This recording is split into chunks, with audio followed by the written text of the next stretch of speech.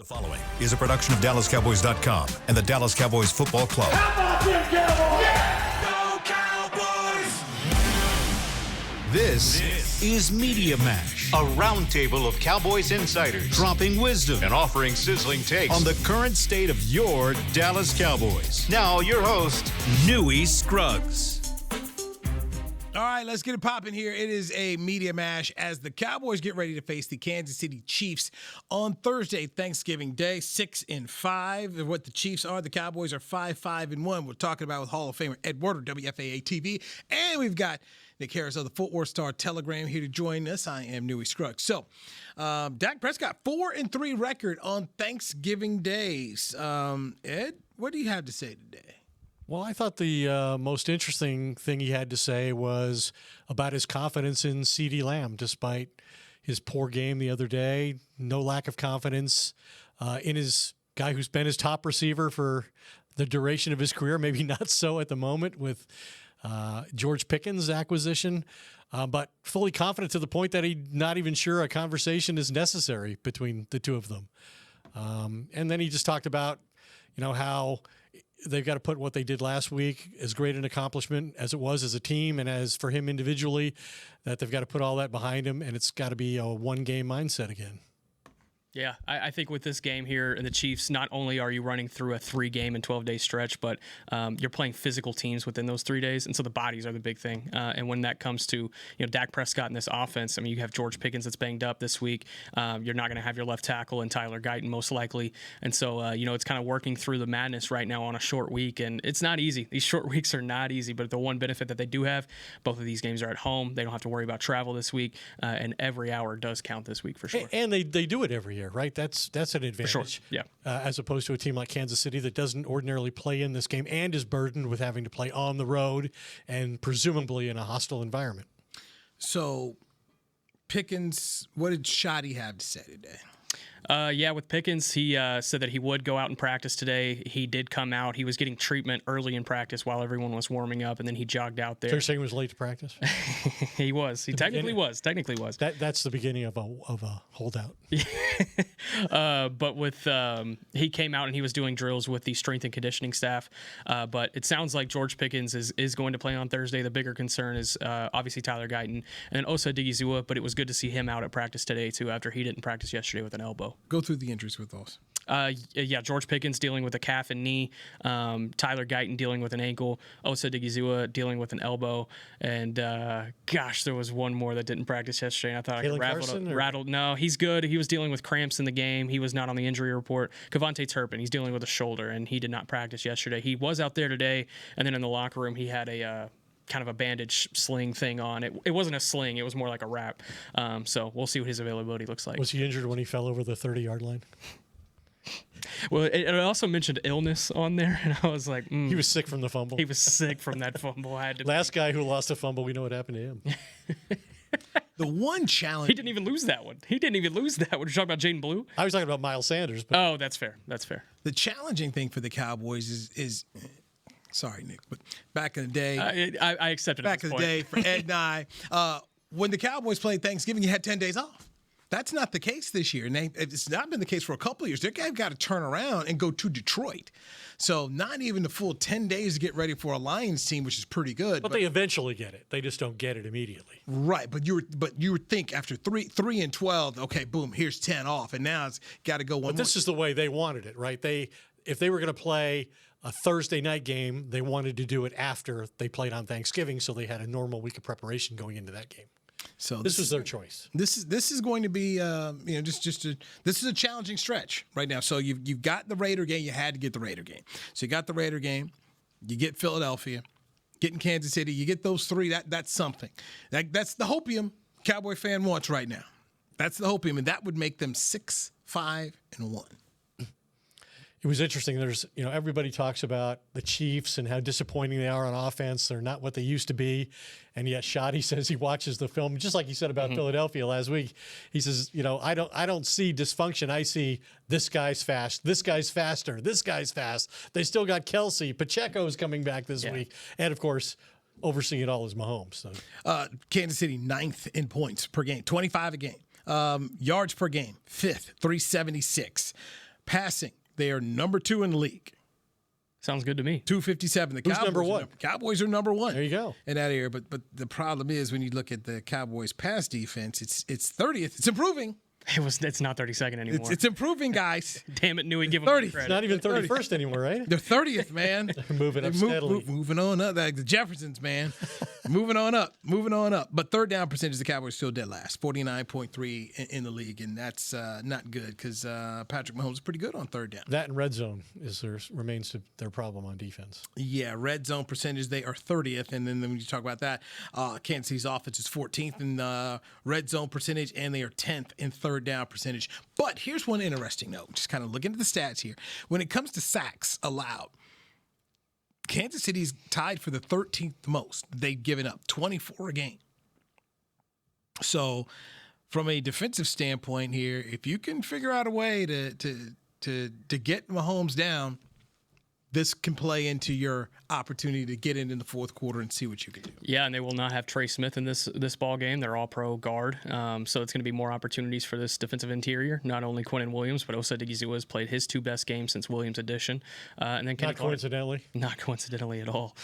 So yeah, it's certainly, I think that's where the path to victory probably begins, is this defensive line getting home, not only on Mahomes but limiting Pacheco and his return, and then on the flip side, it's taking advantage of this really good Chiefs secondary.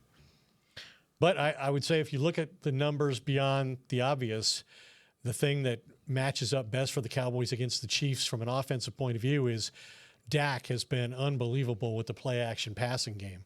And he talked about it helps when you have a legitimate runner that they really do have to respect the threat of the running game. But he's got 13 touchdown passes and no interceptions, completing 82% of his throws on play action, which he says is his favorite part of the game as a quarterback. That's what he just said today. And if you look at the Chiefs on defense, as good as Steve Spagnuolo's defense has been and as much experience as they have playing together, they're allowing a completion percentage of 82%. And they are one of the worst defenses in all of football defending the play action passing game, just like the Eagles were last week. And so when people talk about, hey, the smart thing that Schottenheimer did is even when they got 3 touchdowns behind, he kept running the football. Part of the reason he kept running the football was he wanted the play action game. He knows that's a bad matchup for the opponent. Love that. They were not perfect symmetry, but darn near close when it came to passing and running last week against Philadelphia about what you wanted right there. So they definitely ran the ball. And to your point right there, you just look at the numbers, and if they can do that again, that gives them, once again, I just tell people, get it to the fourth quarter. That's it, man. If you can get these games in the fourth quarter and see what you can do, and now that you've Kansas City last week was the first time they won a one-score game. They beat the team that had the best record in one-score games. The Eagles were 7-1, best record in the NFL. The Chiefs won their first one last week. They were virtually invincible the previous 2 years. Yes, in one-score games. You won like 17 in a row. What's that stat you had? I mean, I wrote that 40-2 when they win the turnover battle, and just Philly was. It just there's a lot of things pointing towards Philadelphia winning. I picked Philly to win. Yeah, they were the best team on the road under Sirianni through 40 games. There were a lot of positives. In the Cowboys. Get home field and a team you know in the division. We know anything can happen, so they got that there. And like Dak said, it's different when you know you can count on the defense, right? The defense set the stage with all the stops they got the other day. That's how they came back in that game. Which is why I was so shocked when it's 21-21 and Shoddy goes for it on fourth down. My mindset says, wait a minute, you just climbed the hill to tie it. Why not take the lead? Yeah, you'd love 7, but doggone it. I was so frustrated. To do that, you owe your defense that. Hey, man, we just went up. I was frustrated at that call when they were bringing the offense back out for that fourth down. Had a couple of Star Telegram constituents to my left and right. I was like, I do not like this call at all. Like, they might score here, but I do not feel good about this call. And then they didn't score. Not only had your defense made 7 consecutive stops, you had all 3 timeouts and the 2-minute timeout. And Schottenheimer mentioned it. It was either after the game or yesterday, in talking through his thought process there. He's like, okay, let's say we kick it, we get the 3, and then we're giving the Eagles the ball at the 35-yard line. He's like, they only have 20 yards to go to get into field goal range, and it's obviously shorter to get into the end zone as well than it would be if they were backed up at the 2. And it kind of crossed back to a point that Greg Olson made a few weeks ago on one of the broadcasts, and saying that with the new kickoff rules and then bringing it out to the 35, it is going to enable teams more to go for it on fourth down, and even more so in like the 4th and 4, 4th and 5 situations, because the the field position that you're giving them on the flip side, it's basically canceling out because you're almost putting them directly in field goal range. Not really, but he's seeing a motion in the trends, and the trends are there. And so I thought back to that comment whenever, Shotty did go for it in that instance. And but I still think, if it were, maybe it's revisionist history, but I definitely would have. It's not kicked revisionist. the points. This is the way people coach in the NFL. Exactly. They don't want to. The thing I had a bigger problem with was not so much going for it, but you gain 7 yards on a run to Javonte Williams on first down. That too. The next play is a pass that Dak runs, right? And then the next 2 plays are throws. Like, get under center. They're in shotgun. The last 3rd and 4th down, under shotgun. Hate that. Like, make them think you're going to run, even if you're going to throw. And so that was I had a bigger problem with the play calls, which Shotty said I call plays for players, right? And he wanted Dak and he wanted CD and Pickens to have their opportunities. But I thought that was a mistake, was the play calling was bad. And you know what? They haven't been great in the red zone. No. They are not great in the red zone for a team that's second in the NFL in scoring. 12th in red zone touchdown percentage, 61.4%. And with a team that can run the football, and we saw they still have a quarterback who can run, they should be far more effective in the red zone than they have been. So staying right there, for me, another frustration part about that call. All right, let's go up 3. Defense is playing well. If I go up 3, my defense can get another stop. If we just keep doing what we're doing, I can throw my kicker back out here and he can give another. Now it's 6 points. Potentially in two drives. Now you take the field goal away from them. Right. So that's my thing. Kick it, go up 24-21. See my defense make a stop. Defense make a stop, get the ball right back. Then I can go up and do it one more time.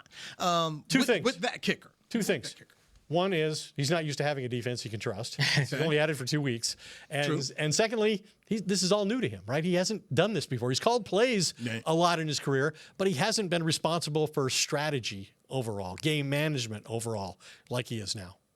And you know what else was funny? This came out just a little bit ago, right? We've talked to Shotty multiple times about going for it on the first series of the game, 4th and 3 from midfield, when you just saw Dan Campbell's team the week before get stuffed 5 straight times on fourth down plays.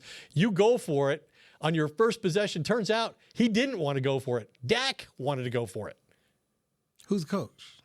Dak. I do love the trust there, but man. Did Dak make it seem like that he was trying to talk him into it? They ran out of time. So the headset went off and they were kind of stuck. Parcells had this great line when he was here. He said, never trust the players. Every time. That was his thing. Don't trust the players. Don't trust the players. Well, Shotty followed that advice. He didn't trust Flanoy either on the block punt. Yeah, that's tough. That's tough. What were you going to say, Nick, before I interrupt? No, that was it. All right, let's get our first break in here. Some numbers on George Pickens here. And CeeDee Lamb also spoke. CeeDee Lamb, who before this, thank goodness the Eagles are out of his purview now. Hopefully they don't see him in the playoffs right now because CeeDee Lamb. I bet they'd like to see him in the playoffs. So my gosh, he's been bad against them. Let's talk about that next right here on the Media Match. This is DallasCowboys.com. Hey, Cowboy fans. Keith Davis here, former Cowboys safety. Keith Davis into the end zone. You know what separates champions from the rest? Making the right move at the right moment. With blockchain.com, that's never been easier. The Cowboys became America's team by striking bold when it mattered most. Now it's your turn. Invest like your icons with blockchain.com. Visit blockchain.com/Cowboys today to get started and learn more. That's blockchain.com/Cowboys. How about them Cowboys? Or how about them Tyson Cowboys Nuggets? As we cheer for the stars on the field, we love that we've also got some stars on our plate, thanks to Tyson brand star-shaped Cowboys Nuggets. That, along with all our other favorite Tyson Foods products, sure make game day special. Score some delicious Tyson Cowboys Nuggets and become a game day star, just like our Cowboys. As you enjoy your stars on and off the plate, remember, tailgates and game day have always been Tyson. Cowboys fans, SeatGeek is the only primary ticketing partner of America's team and here to help you experience all the action this season.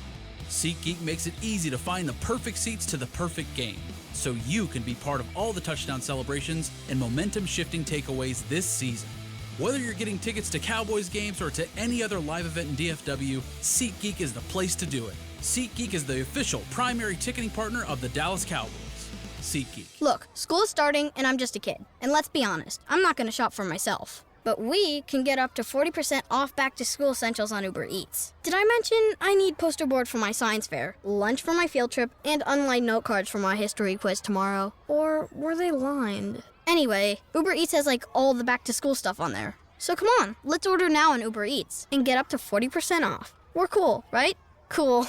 Not literally everything. Promotion ends 9/16 and is subject to change or cancellation. Exclusions may apply. Check app for availability. Back to Media Mash.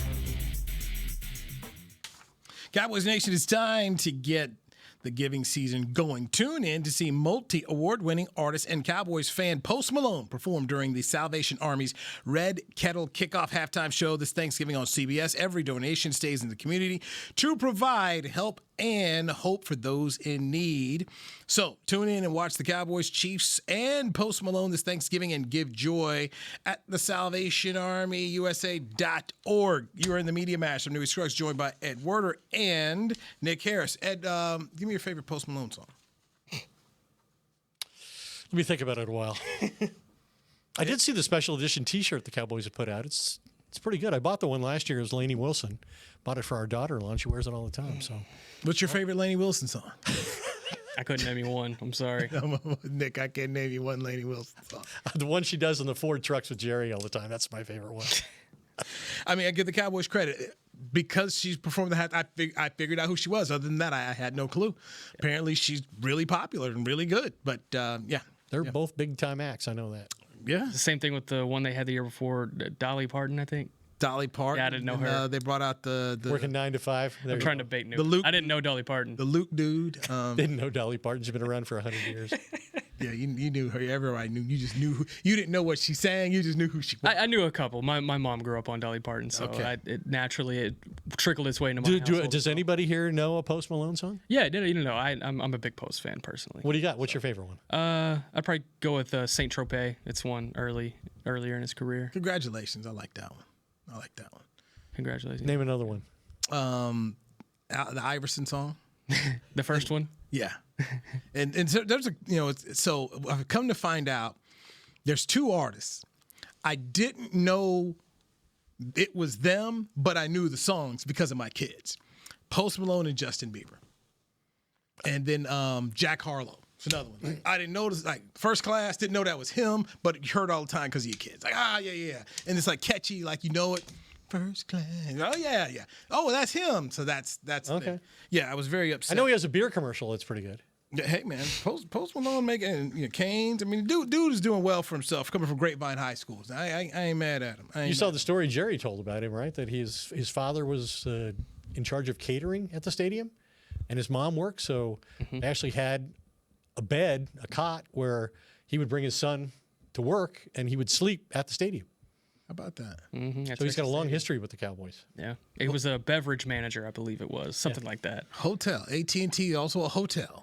AT&T Stadium. It was Texas Stadium. No, Texas Stadium. It was Texas Stadium. Even better. You had to bring your blanket. The weather was coming through, Even better. So I can't name a song, but I got a few anecdotes. Which is more important to the story anyway. Right, exactly. Right. That's why you're here on the Media Mash, man. George Pickens. How about these numbers here for 2025? NFL ranked number 2 in receiving yards, 1,054. The only person with more, Jackson Smith-Njigba of Seattle, and from the DFW area, 1,313. When it comes to 25-plus yard receptions, he's tied for second in the NFL with 10. First down receptions, he's tied for first with 57, and his 8 receiving touchdowns make him third in the league. Devontae Adams of the Rams is number 1 with 12. St. Brown of the Lions is number 2 with 9. So George Pickens is balling out of control right about now. Highest passer rating in football. And oh, by the way, the Dak Prescott to George Pickens. Yeah. The Pittsburgh Steelers wide receivers combined have less yards than George Pickens, 1,054. And they're playing with Aaron Rodgers. That was my next thing. Playing with a Hall of Fame quarterback. Somebody Super Bowl winning quarterback. But they're getting a 3rd-round pick from the Cowboys. And a 5th. Ooh, yeah. Oh, yeah. Can't forget that. Yep. 2 picks. So, they messed that deal up. They missed that. It's bad as people have given Jerry grief about some trades he's made. Mingo, 4th rounder. Trey Lance, 4th rounder. He won this one. He won this one as long as he keeps him. You always got to bring the doom and gloom. And No, I'm bringing reality. You and Tony Grossi. You don't fully win the trade if you acquire a 24-year-old player and he helps you go 6-10 or 7-10 or whatever this team's going to be. You and your facts. Fact-based opinions. Damn facts, man. You and your facts. You don't agree with that? No. Like, to totally win the trade, you have to have the player for the duration of his career. Hey, look, man, I've long since wondered about some of the moves they've made. I go back to Amari Cooper. When you made the trade for Amari Cooper and you knew you were giving up a 1, why was he not immediately signed a contract? It's like when Darius Slay went from Detroit to Philadelphia. Okay, thank you for coming here. Here's the deal. Let's go. Instead, they make Amari play, and then Steven talks about we need guys all take a little less than pie, blah, blah, blah. We're not going to set the height. We're not setting the market. Then everybody sees. In this case, though, I think there was a little more character risk than there was with the Amari Cooper trade, and so maybe that was part of the reason they didn't want to do anything until they saw the kind of player he and was. You saw it. But once you saw it, it's like, hey, let's run down here and at least try, right? I would at least try. Tell me no. But to not even have a conversation? Do we know who the agent is yet? We know. We know. He knows too. But I would just, and that's just me. Maybe it's because I went to business school. You figured this part out. At least make the offer. I'm going to make you tell me no, Nick. Mm-hmm. If you can say, I'm going to show you I want you. You may say, Newey, I hate your offer. Newey, I'll wait. But I'm going to at least come to you and say, hey, maybe. I never know. Isn't that a way to reflect the appreciation for what he's meant to your team to this point, is to go make an offer before one's necessary? Let's try to avoid all the issues that became insurmountable with our last prominent player we tried to do a deal with in Micah Parsons. Let's avoid all that by doing something during the season. And for me, we know how much Jerry loves Dak. We know he loves him based on how he's paid him. 2 times made the highest paid. He didn't want to do that, by the way. It's not really a reflection of love. He likes him to have him as his quarterback. He got put in that position. I do have a devil's advocate point. And who put him in that position? I have a devil's advocate point, but go ahead. No. Please, I want to hear your thought first. If you love this player so much and you believe, hey, we've got Dak Prescott, why not make sure he has a top target? Because we're clearly seeing what he has when he has good weapons. And we've got enough proof now when you try to. He knows that. He said that himself. Jerry has said that himself. The CDs and the maybes don't work. Okay? What was the dude they tried to roll out there one time before Amari Cooper and it didn't work? When Sanjay Lal was the Cedric Wilson, not Wilson, no. They wish they had him. Alan Hearn or somebody. Oh, it was some buster. Cole Beasley, the rapper. No, it wasn't Cole. It wasn't even that good. It was an outside guy, black dude. Brother. Cole Beasley, the rapper. It was a complete joke. I'm trying to think. I think it was like Alan Hearn. I can't remember. Anyway, it was bad. Alan Hearns was here. Yeah, but it was like, you can't sell this to me. We like our guys. And the Deontay Johnson. I mean, they just keep trying to come up with these little dudes. We'll be better off if we don't have a number 1 receiver. They'll not know who to devote their coverage to. Spread it around. Brandon Cooks. He ended up being that guy. It wasn't branded, but. No, I'm saying in the CD era. It ended up being that guy. Right. And it just. So you figured it out. Okay, so you figured it out. Pay the man. Yeah, it's going to cost you, but okay, you ran off. That's part of the deal. That's part of winning football. If you don't want to pay Micah Parsons, fine, but you're going to, at 82 years old, you can't take it with you, man. You might as well spend it. But your point. My devil's advocate point. I'm not saying I believe it, but this is the advocate point. Okay. The Cowboys are in the red in 2026 salary cap wise. Not only are they in the red already, they are more in the red than any other team in the NFL. They are going to have to figure out some contracts. Trayvon Diggs. Goodbye. Yeah, most likely.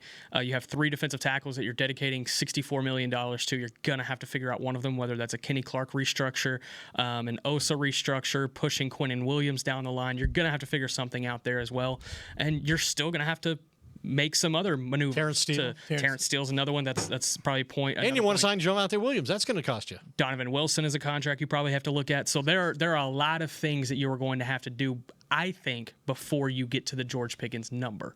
And whatever that George Pickens number ends up being, it's going to take from whatever pie you have to kind of figure out from this side. I hate to use pie. I can't believe I just did. I sound like one of these guys upstairs. Potato pie. But you're going to have to figure out what comes out of it before Pickens can go into it. That's just my devil's advocate. I think this might be one of the ones, though, where you can go to your quarterback, or he may come to you and say, hey, I'm willing to help on this one. That's another one. That was precisely what I told somebody yesterday. You go to Dak, hey, buddy, I want to help you. Yeah. I need you help me help you. Jerry Maguire, help me help you. And the Josh Allen contract should help that from the Cowboys standpoint of being like, look, Josh Allen got a new contract after you. He's an MVP in this league, and he's still not making more than you. You have not won an MVP yet. You haven't even gotten us to the NFC Championship game. We feel like we can take, and it should be fair. But I don't know. That's just me.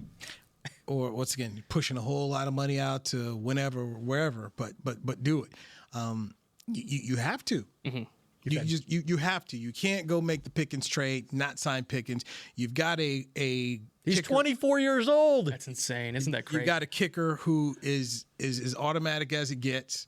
I said on the last show here, once Pickens made that catch, you said to yourself, okay, game over. Right. Where do you want it? Right. Or which side do you want it on? This is a league where you can't feel that way about a lot of kickers. You have that. You pay for that. Pay for the peace of mind. It's like good old insurance. Pay for it. Whatever it costs for a Brandon Arm, in my mind, that's worth it. I don't care if he goes the way of Harrison Butker, who's went downhill after signing his contract. But you know what, doggone it, Andy's got a couple rings on his finger, so it's kind of worth it, in my opinion. George Pickens and Savone Revel are in the same high school graduating class. It's crazy to think about. It is crazy to think about. It is a lot of years left. As far as one guy being so accomplished in the league and the other guy just getting in, playing his third game, getting here. But Ravel was living it up, man, at the Hill at East Carolina, man. He was only there a year. Doesn't matter, bro. Yeah. You just go to the Hill a couple times, brother. It's a lifetime of memories. Right. Let me tell you. Some great. So y'all would sneak over there when you party. Spend some good weekends in East Carolina. Now. Say this: they have one of the coolest baseball stadiums in college baseball. Great environment. Pirate radio, the fans. I'm telling you, man, it is a great environment, man. I love me some East Carolina, man. The Pirates, purple and gold. What city? Greenville. Greenville. That's right. Greenville, Greenville, not Greenville. Greenville, North Carolina. Okay, Jim Valvano one time had a meeting, packed when he was coaching NC State, had a big packed booster meeting. Fool flew to South Carolina. He's like, "Where's the meeting?" Oh no, dude. It's in North Carolina. They flew him to the wrong spot, and only a way that Jimmy Valvano can tell the story. He's like, "Yeah, looking around here, way to go." And he walked into the real meeting. He's like, "I'm here, Greenville," and they were like, "All right, dude, get out of here." Yes, that's 0 for 2. Yes. God I love rest that. Jimmy Valvano. So, all right, back with more of the Media Mash right here on DallasCowboys.com. How about them Cowboys? Or how about them Tyson Cowboys Nuggets? As we cheer for the stars on the field, we love that we've also got some stars on our plate, thanks to Tyson brand star-shaped Cowboys Nuggets. That, along with all our other favorite Tyson Foods products, sure make game day special. Score some delicious Tyson Cowboys Nuggets and become a game day star, just like our Cowboys. As you enjoy your stars on and off the plate, remember, tailgates and game day have always been Tyson. Cowboys fans, when it comes to navigating the ever-changing world of tax, your business needs a partner it can trust to tackle even your biggest tax challenges. Ryan is the largest firm in the world dedicated exclusively to business taxes. Our team of tax professionals has local expertise in all areas of tax and can help you uncover savings opportunities you didn't know you had. Learn more about how Ryan can improve your overall corporate tax performance by visiting Ryan.com. Ryan, the official tax partner of the Dallas Cowboys. Look, school is starting and I'm just a kid. And let's be honest, I'm not going to shop for myself. But we can get up to 40% off back-to-school essentials on Uber Eats. Did I mention I need poster board for my science fair, lunch for my field trip, and unlined note cards for my history quiz tomorrow? Or were they lined? Anyway, Uber Eats has all the back-to-school stuff on there. So come on, let's order now on Uber Eats and get up to 40% off. We're cool, right? Cool.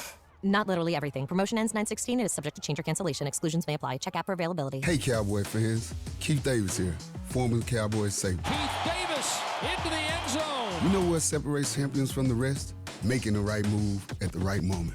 With blockchain.com, that's never been easier. The Cowboys became America's team by striking bold when it mattered most. Now it's your turn. Invest like your icons with blockchain.com. Visit blockchain.com/Cowboys today to get started and learn more. That's blockchain.com/Cowboys. Back to Media Mash. Tostitos team bags are back. You can get the official chip of the Dallas Cowboys at your local store, available for a limited time. Scan the QR code or visit FritoLayExperiences.com for a chance to win epic experiences all season long. One lucky Cowboy fan will win an epic game day experience and get to be a part of the Cowboys Thanksgiving Day tradition, which this week, courtesy of Tostitos, you are in the Players. That was the last show. This is the Media Mash. I do both shows.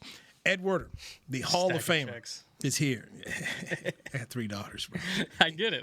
You're not stacking anything. You're just redistributing funds. It's Nick Harris, the Forwards on Telegram. I'm Newy Scruggs. Okay. Where's the hopium level for you at now, Ed? Because, Cowboy fan, got to win, beat the Eagle. Cowboy feeling good. I mean, I was the only one on my show, the Players Lounge, that didn't pick the Cowboys. Everybody picked the Cowboys to win. Everybody feeling good. So where's your hopium level at, Ed?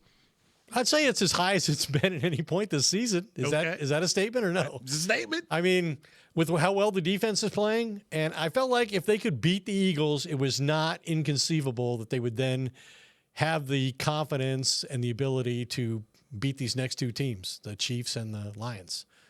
I think they could do. I think they're capable of it now. Nick? They can only lose one more game down the stretch. I just don't see that happening. I think they rattle off a really strong back half of the year. I think they barely miss out on the playoffs, though. Too late. It's tough. And even if you do get just one loss, you're going to need some help around you. And that's the thing I've told people. Let's just say they get on a run right now. You beat Kansas City and miraculously go to Detroit and figure out a way to win. You need so much help. Last night when I was watching the Niner game, I told some people, man, you got to hope that Carolina gets on, just starts to nosedive a little bit, and they don't look like they're nosedive. I mean, I know they didn't win last night, but you're going to need, like I said, Nick, you're going to need some help here along the way. And I think Dak said he was hoping the 49ers were going to lose because that division has 3 teams that could go to the playoffs. It's a good division, man.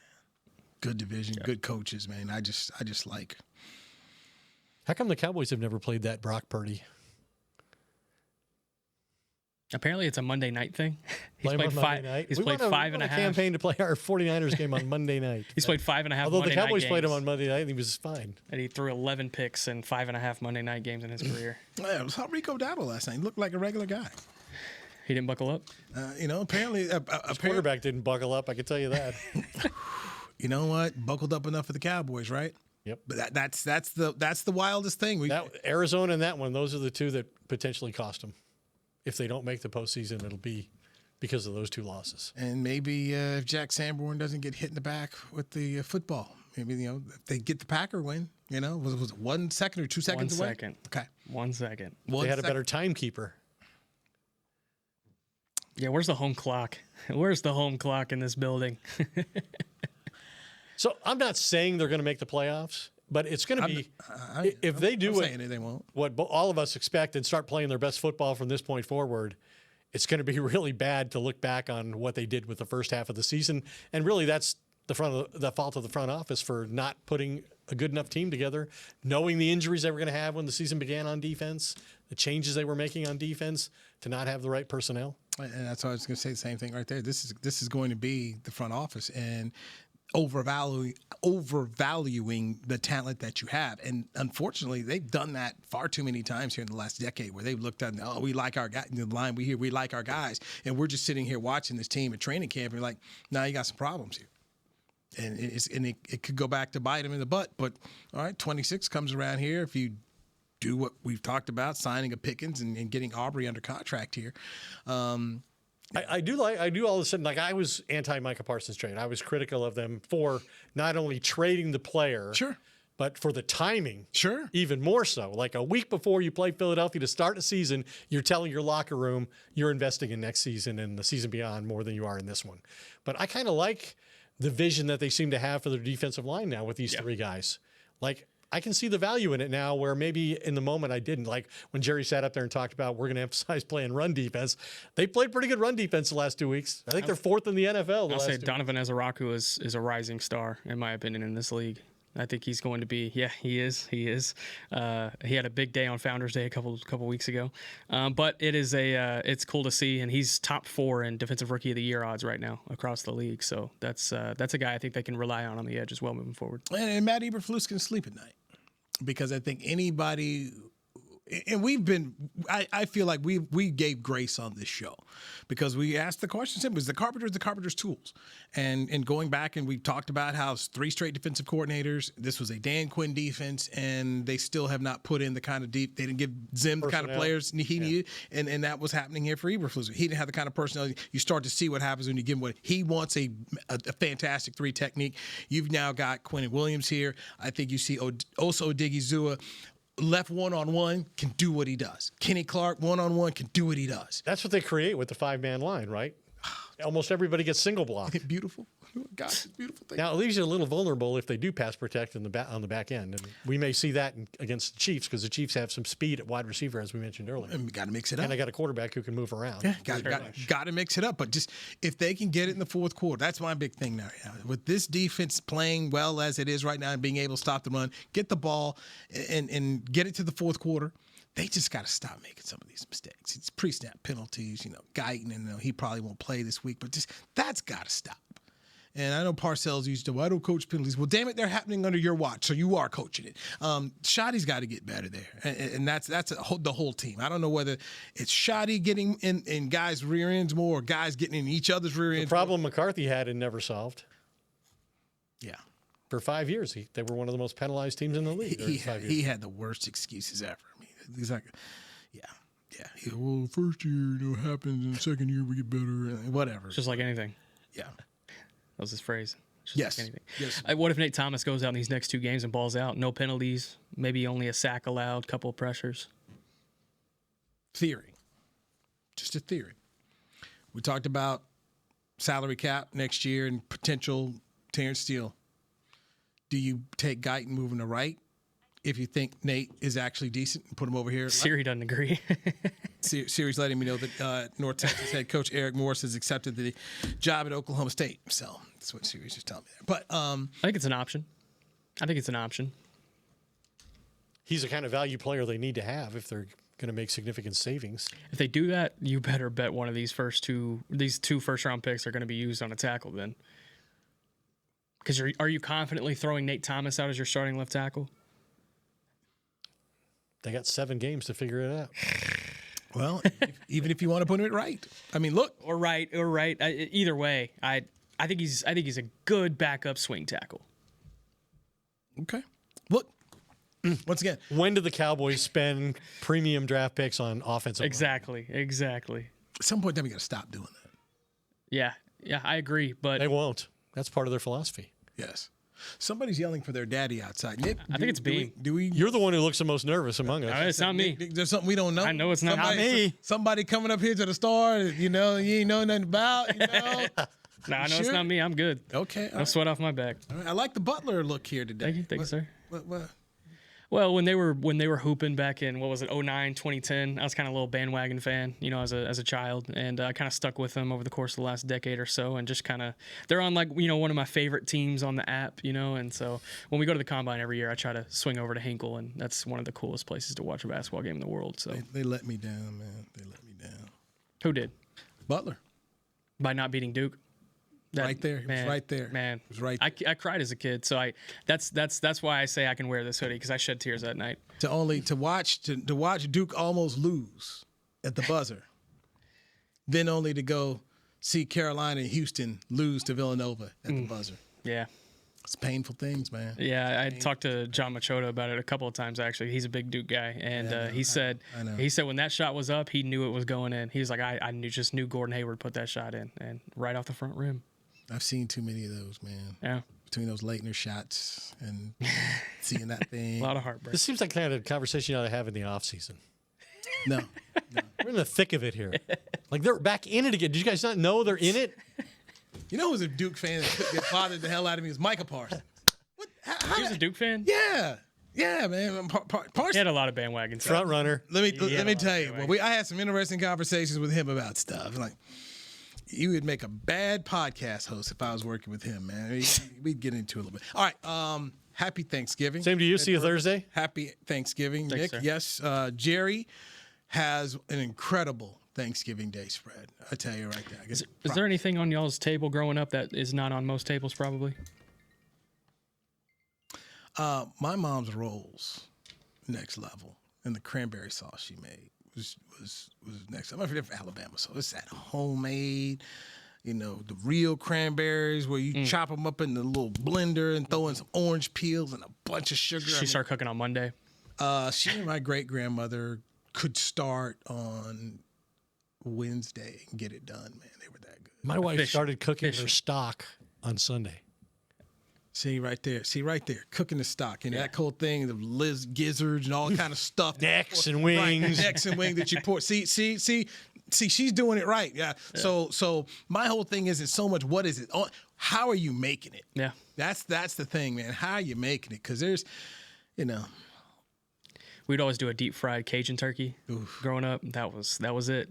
I didn't do too many deep fries, but they're good. Yeah. They are good, man. When I worked at Channel 5, back at the old Channel 5, the late Brett Johnson would bring in these chefs all the time on Wednesday. Wednesday was like the best day at Channel 5, the day before Thanksgiving. So he'd bring in these chefs, and they do fried turkeys. So if you guys had a fried turkey, you could bring it up there and get it done. They cook it. They just say, please make sure it's thawed. Frozen went up here. And so I remember one time, I got this chef, never heard of him, name's Tim Love. This was before Tim Love was Tim Love. I mean, he would bring up these new. He was Guy Fieri before Diners, Drive-In. And man, Wednesday at Channel 5 was the greatest because he'd bring in the greatest turkeys in the world. But Jerry does an outstanding spread. So if you're going to the game, you'll be taken care of. All right, thank you for Chris Beam, everybody else here at DallasCowboys.com. I'm Newey Scruggs. Take care. This has been a production of DallasCowboys.com and the Dallas Cowboys Football Club. How about this, Cowboys? Yeah!